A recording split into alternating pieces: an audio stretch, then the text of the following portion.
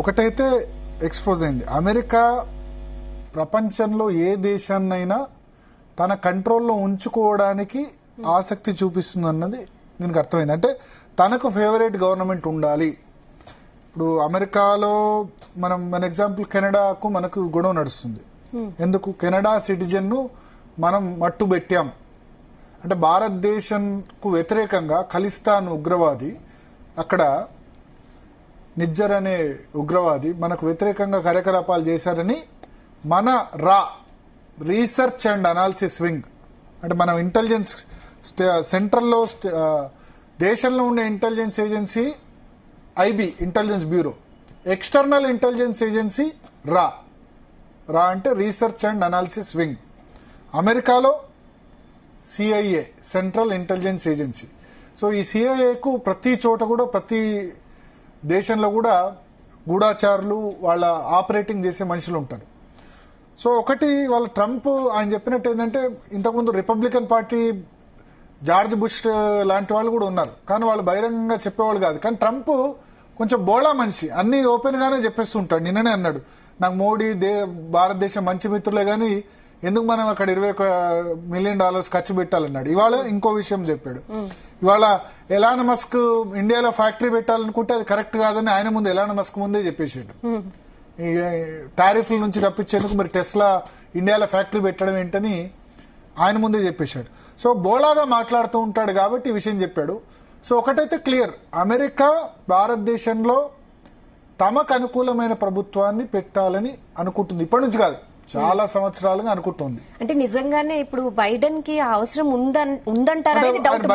బైడెనే కాకుండా Biden party democratic party is close to George Soros అనే వ్యక్తి ప్రపంచంలో ఉన్న అన్ని దేశాల్లో కూడా తనకు అనుకూలమైన ప్రభుత్వాలు రావాలని ఆయన కోరుకుంటాడు.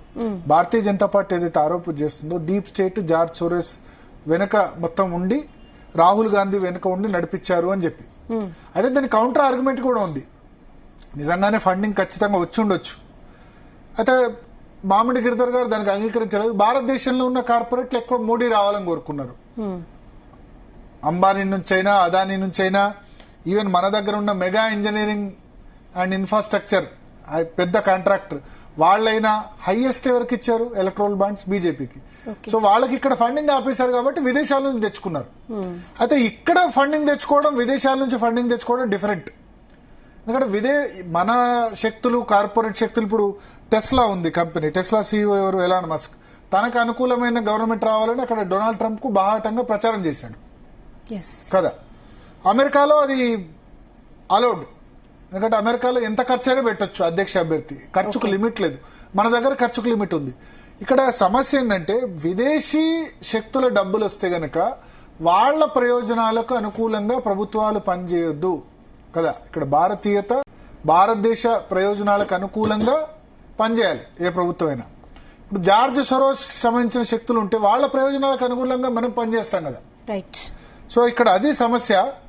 ఏదేమైనా దీన్ని ప్రూవ్ చేయడం అంత ఈజీ కాదు, ఎందుకంటే డిఫరెంట్ మార్గాల్లో తీసుకొస్తారు. కానీ అధ్యక్షుడే స్వయంగా వెల్లడించాడు ట్రంప్. దాంతో ఇది బహిర్గతమైంది.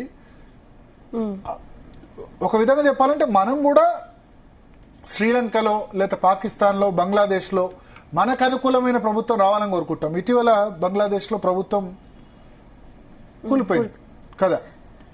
సో అక్కడ మహమ్మద్ యూనిస్ అయ్యారు, అది మనకు వ్యతిరేకమైన ప్రభుత్వం. దాని వెనుక డీప్ స్టేట్ కుట్ర ఉంది, అమెరికా కుట్ర ఉంది అని అన్నారు. దాని వెనుక కూడా, ఎందుకంటే మొన్నటి వరకు ఉంది జో బిడెన్ కదా. సో అది భారతదేశం మీద కొంత వ్యతిరేకమైన ప్రభుత్వం. ఎందుకంటే హిందూస్ ని చాలా, అక్కడ బంగ్లాదేశ్ లో హిందూస్ ని ఏ విధంగా ఊచకోతకు వస్తున్నారో మనం చూసాం. అక్కడ బంగ్లాదేశ్ పుట్టినప్పుడు 25% పాపులేషన్ ఉండే, ఇప్పుడు 2% కూడా లేదు హిందూ పాపులేషన్. సో దానిలో అమెరికా రోల్ ఉంది. భారతదేశ అనుకూల ప్రభుత్వం అక్కడ ఉండకూడదు, ఎందుకంటే భారతదేశం ఎదిగితే చైనాకు కౌంటర్ ఇవ్వాలి, కానీ భారతదేశం మాకంటే ఎదగకూడదు అన్న ప్రయత్నం చేస్తూ ఉంటుంది అమెరికా. అందులో భాగంగా ఈ విధంగా చేశారు. సో ఏదేమైనా సరే, ఇది కాంగ్రెస్ అయినా లేకపోతే వేరే, ఇప్పుడు ట్రంప్ చెప్పిన దాని ప్రకారం వేరే వ్యక్తులు గెలవాలనుకున్నారు. దీనిపై కాంగ్రెస్ ఏమైనా రియాక్ట్ అయ్యి మాట్లాడే అవకాశం ఉంటుందంటారా? ఉంటుంది అంటే వాళ్ళు చూడాలి. ఇప్పటివరకు అయితే అఫీషియల్ రియాక్షన్ రాలేదు దీనికి సంబంధించి. డెఫినెట్ గా వాళ్ళు ఏదో సందర్భంలో రియాక్ట్ అవుతారు, మాకు సంబంధం లేదు అంటారు. కానీ ఇండైరెక్ట్ గా అయితే ట్రంప్ అయితే బోలా వ్యక్తిగత ఉన్నట్టు చెప్పేస్తాడు. So Biden comments voter turnout గురించి 187 కోట్ల రూపాయలు ఖర్చు పెట్టాల్సిన అవసరం ఉంది. ఓటర్ టర్నౌట్ పెంచేందుకు. నిజానికి ఓటర్ టర్నౌట్ తగ్గింది 2019తో పోలిస్తే 2024లో ఓటింగ్ శాతం తగ్గింది చాలా చోట్ల. ఎట్లాగో మోడీ గెలుస్తాడు కదా అని చెప్పి చాలా మంది ఓటింగ్ కూడా రాలేదట. అన్ని చోట్ల తగ్గింది, అన్ని మెజారిటీ రాష్ట్రాల్లో తగ్గింది.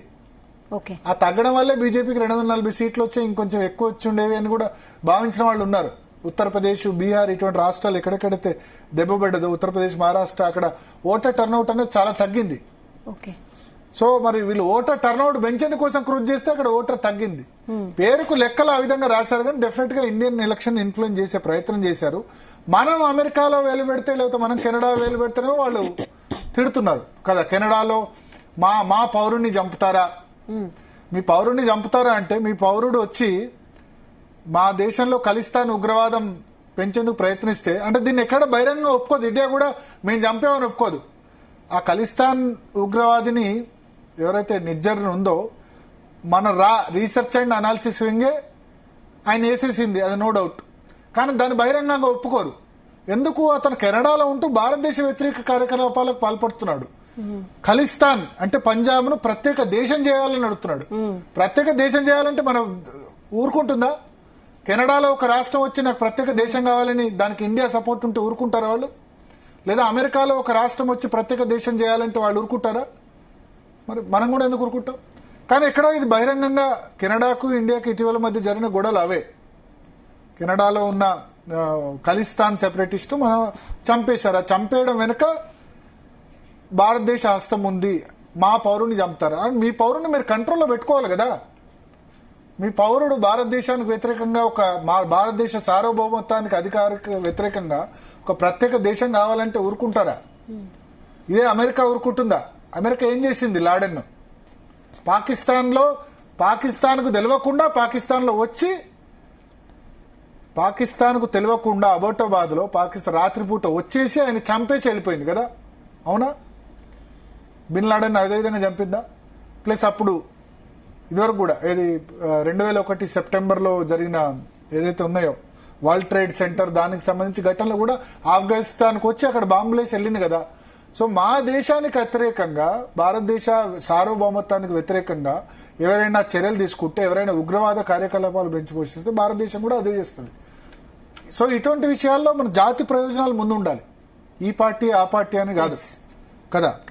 ఇప్పుడు మన దేశంలో వాళ్ళు పుల్వామా ఉగ్రవాద దాడికి పాకిస్తాన్ ప్రయత్నం చేస్తే క్రాస్ బార్డర్ ద్వారా, లేదా కసబ్ను పంపిస్తే గనక ఇప్పుడు పార్టీలకు అతీతంగా జనం అంతా కూడా ఏకమయ్యారు. అభినందన్ వర్ధమాన్ అక్కడికి పుల్వామా ఇన్సిడెంట్ తర్వాత ఎయిర్ స్ట్రైక్స్ చేయడం, ఇవన్నీ కూడా జరిగింది. సో ఇది కూడా అటువంటిది. అంటే అమెరికా దృష్టిలో, లేకపోతే డీప్ స్టేట్ దృష్టిలో మోడీ శక్తిమంతుడయ్యాడు. మిగతా దేశాల లేకపోతే మిగతా వాళ్ళ మాట వినే పరిస్థితి లేదు. భారతదేశం ఎదుగుతోంది కాబట్టి ఒక స్టెబిలిటీ ఉండకూడదు. 3 సార్లు గెలిస్తే ఇంకా స్ట్రాంగ్ అవుతాడు. మనకు అనుకూలమైన ప్రభుత్వం తీసుకురావాలి. ఇది చాలా పెద్ద కుట్ర. డీప్ స్టేట్ కుట్ర అనేది చాలా పెద్ద కుట్ర. సరే, ఇక్కడ కాంగ్రెస్ అధికారంలోకి రావాలనుకున్న వేరే విషయం, కానీ ఒక వేరే దేశం మన దేశంలో ఎలక్షన్ లో వేలు పెట్టడం అన్నది అయితే మంచి పద్ధతి కాదు, మంచి పరిణామం కాదు. వేరే వాళ్ళని ఎలక్ట్ చేసుకోవాలనుకోవడం కూడా మంచి పరిణామం కాదు. దీన్ని ట్రంప్ బయట పెట్టడం అన్నదే ఇప్పుడు చాలా ఇంట్రెస్టింగ్ టాపిక్ అని చెప్పొచ్చు. అంటే ఇప్పుడు ట్రంప్ కామెంట్స్ ఇక్కడతో ఆగిపోతాయి అనుకోవచ్చా? దీని మీద ఇంకా ముందు చెప్పలేము. ఆయన ఎప్పుడేం ఇంకేం విషయాలు తెలిస్తే ఏమైనా మాట్లాడవచ్చు. బట్ నిన్న చెప్పారు, నిన్న ఇదే టాపిక్ డిస్కస్ చేశాను, $21 మిలియన్ ఫండింగ్ ఏంటని. ఇవాళ సెకండ్ డే ఆయన ఇది డైరెక్ట్ గా చెప్పేశారు. $21 మిలియన్ ఎందుకు? ఓటర్ టర్న్అవుట్ కాదు ఇది. దీని మీద బైడెన్ ఏమైనా స్పందిస్తారంటారా? బైడెన్ ఇంతవరకు అయితే స్పందించలేదు దాని మీద. సో ఒక బైడెన్ కాదు, చాలా మంది రోల్ దానిలో ఉంది. ట్రంప్ అయితే I guess someone they want to elect someone else. అంటే ఇప్పుడు గెలిచిన వాళ్ళు కాకుండా వేరే వాళ్ళను గెలిపించాలని అనుకున్నారు అన్నది. సో ఇవన్నీ ప్రూవ్ చేయడం కష్టం, కోర్టుల ముందు వాటి ముందు ప్రూవ్ చేయడం కష్టం. బట్ అది జరిగింది అన్నది అయితే ఖచ్చితంగా మనకు అర్థమవుతుంది. అది మాత్రం ఖచ్చితంగా చెప్పచ్చు.